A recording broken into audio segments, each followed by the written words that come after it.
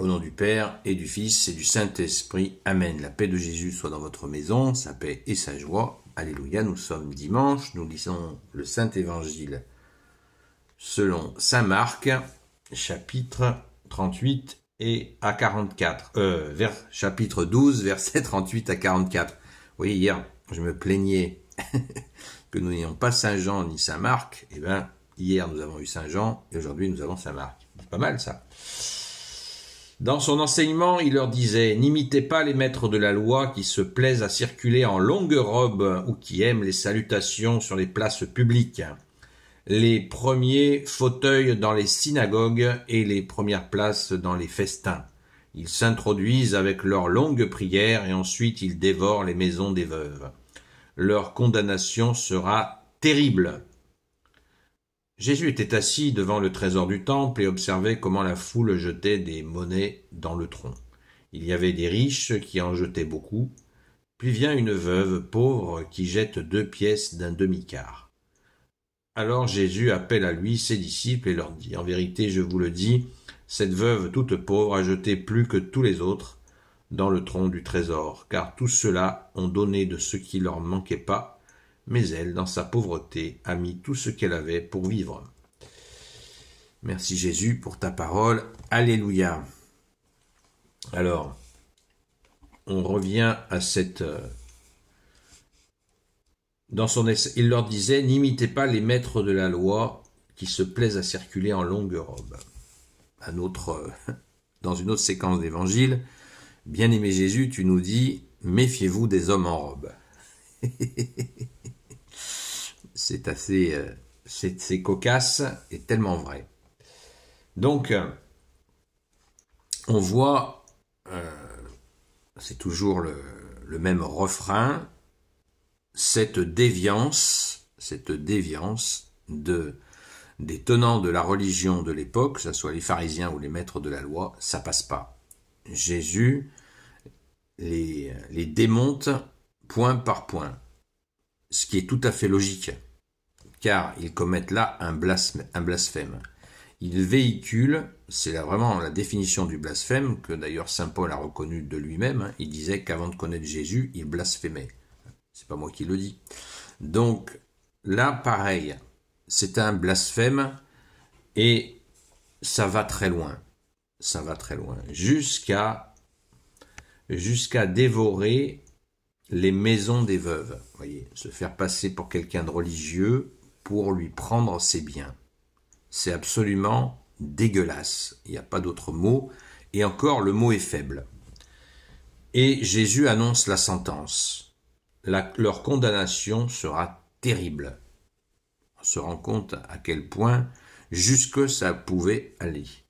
Utiliser la religion dans une fin de pouvoir, pour du pouvoir. C'est monstrueux, et ça se pratique énormément dans le New Age. Dans le New Age, il y a des techniques pour justement mettre les gens sous sa domination. Je vous explique le principe. Vous voyez, c'est pas mort, hein, c'est encore une action qui existe.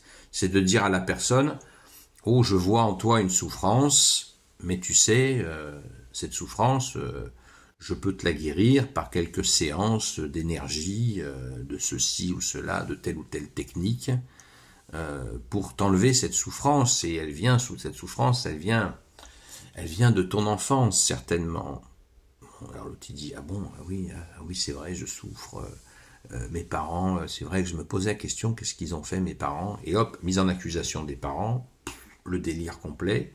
Et puis la personne dit, après la séance, lui dit, mais c'est combien la séance? C'est 50 € la séance. Ah d'accord. Ah oui, mais ça va me faire du bien. Ah oui, bien sûr. Après, tu n'auras plus cette souffrance. Voilà comment ça peut démarrer en disant, quand vous avez quelqu'un qui dit en vous, qui voit en vous quelque chose de mauvais, la première question qu'on devrait se poser, si on avait le réflexe, c'est de dire, pourquoi tu ne vois pas mes qualités plutôt que de voir mes défauts? C'est bizarre, non? Voilà, c'est une façon de mettre le grappin sur la personne. Hein. Saint Jean-Marie Vianney, il appelait le diable le grappin. Voilà.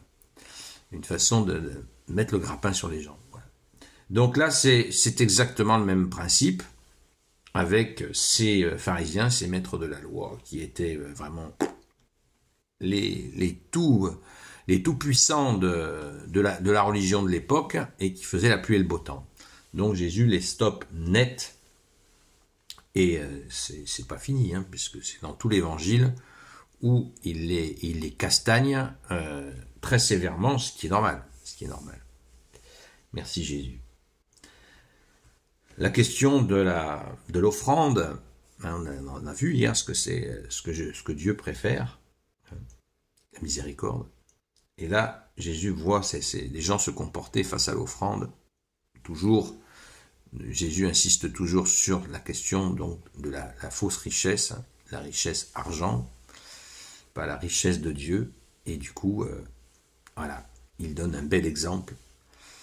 Cette veuve-là, c'est absolument hallucinant. On peut imaginer, on imagine assez facilement des gens comme ça qui sont capables d'offrir comme ça, alors qu'ils n'ont rien.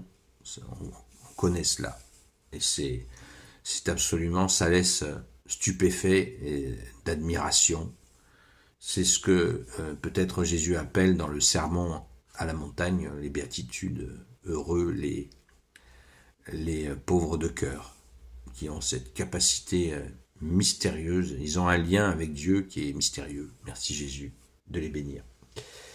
Donc, soyons dans la joie du dimanche et faisons attention de ne pas tomber dans le pharisianisme ou dans dans ce côté obscur aussi des maîtres de la loi, et toujours garder le cap de l'humilité et du service. Si on est dans l'humilité et le service, c'est plutôt bon signe. C'est Jésus lui-même qui nous a dit d'agir ainsi. Alléluia! Gloire soit au Père et au Fils et au Saint-Esprit, maintenant et toujours et pour l'éternité. Amen. Ô Jésus, toi qui peux tout et qui porte tout, toi le Sauveur, toi l'Emmanuel, je te confie toutes celles et ceux qui regarderont cette vidéo, ainsi que leurs proches selon ta seule volonté.